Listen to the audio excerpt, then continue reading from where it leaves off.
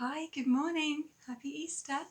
This is a bit weird, isn't it? I was fully expecting to be in front of you this Sunday morning in church, but circumstances as they are, we are here instead. We're thankful for technology. I'd much rather have seen all your lovely faces, but there we go.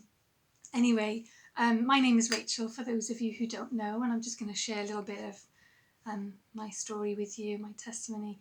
I grew up in church from a young age. I attended Elim in Barry in the beautiful, wonderful, lovely Gerwin and Denny Marshalsea were my pastors, and I have a really lovely memories of that time, and I'm so glad I had that foundation. And let me just encourage you, if you have a child that has walked away, just know that that never leaves them. You might not ever see it for a while, but it's always there, and just waiting for God to do something with that, and He will. So just be encouraged. I then entered my teenage years, and I had stuff going on, lots of stuff, and it wasn't a great time, really. Stuff going on at home and things, and so I distanced myself from church and from God, and that was where I was. And when I was 18, my boyfriend at the time, Matthew, we decided to move to Australia. And we were there for about a year, and it was a tricky year because when you're in somewhere new, it can be hard to meet people and make friends. And we'd met a few people, made some friendships, but nothing really solid and deep.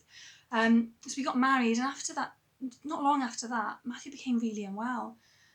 And it was such a hard time. We entered a really, really dark time in our lives. Matthew had lots of tests, but nothing ever came back. And this went on it was about 5 years it went on for. And we had no friends. It was really, really hard. As much as I love my mother and father-in-law, no 20, 21-year-old wants to spend all their time with their in-laws. You need friends and other things going on. So it was tough. And during this time, we kind of looked at other things. In Australia, there's quite a big New Age community. So we kind of looked at a few things there. And, it's funny because a lot of those things share a lot of biblical values. They can look really, yeah, this sounds good. But you dig a bit deeper, you scratch beneath the surface, and it just all is really hollow. And I knew that.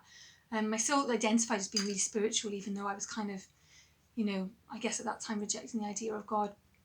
But during that really, really, really difficult time, there were periods of that I know, even though I wasn't acknowledging God, I know that there was a comfort there.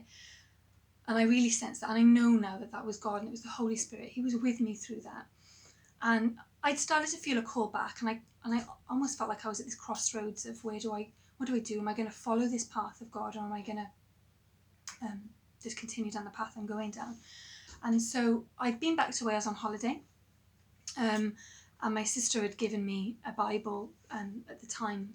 I'd started kind of reading through that, and a book also that she gave me. I wish I could tell you what it's called, but it's currently in storage, so I can't remember the title. But it was literally like it was written for me. Spoke to me so clearly. And I came back on holiday, and it was amazing because I'm surrounded by my family. Most people in my family were in church, and it was really nice. I was listening to worship music, reading my Bible, and I knew this is the path I needed to go down. But it was tough because I had this life waiting back for me in Australia. Okay, it wasn't a life that was full, but I had a mortgage, I had a husband, all these things were there. My job was there, and I didn't know what to do, but I really felt at that time, being in Wales, God clearly told me I needed to go back. So I went back, and I was so worried. I was so worried about what he was going to think. He didn't grow up in church. What my in-laws were going to think, what his auntie and uncle were going to think. And I think sometimes we're a bit like toddlers, where, we're trying to, going along, trying to pick up all these things that we're not supposed to. And, and God's like, no, put that down and just keep your eyes on me. Don't touch that, because I will sort that out. And let me tell you, he does.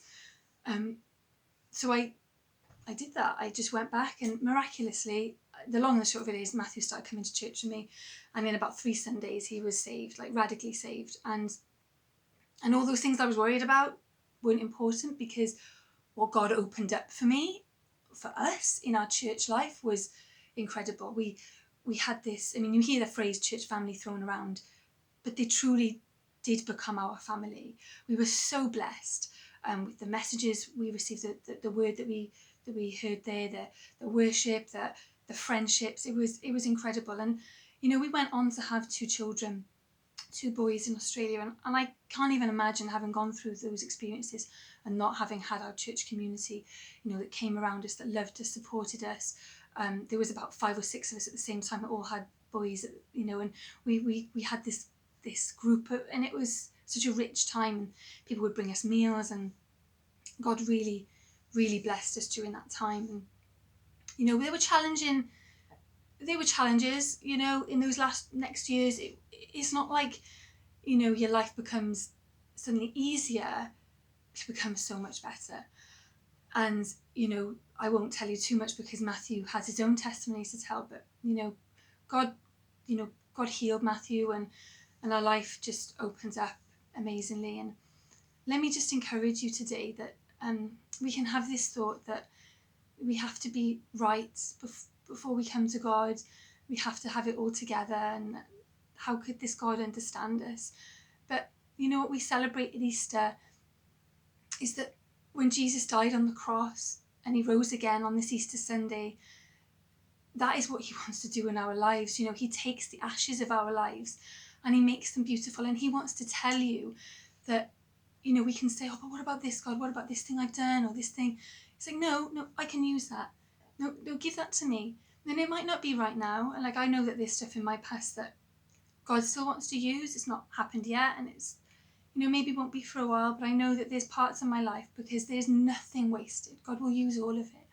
And so I tell you now, if you feel that pull of your heart towards God and towards Jesus, just pray to him and open your heart to him, because when Jesus came, when he came as a human, he came to fully embrace the human experience, so that he could know there's nothing that you can feel, that anything that you've experienced, that he won't understand.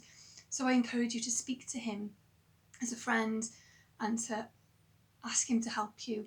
If you've got a Bible, open it up and start reading about Jesus. If you don't have a Bible, download an app. There's heaps of apps and they're great. And tell someone, message the Coastlands family community, and tell someone, and we can journey with you.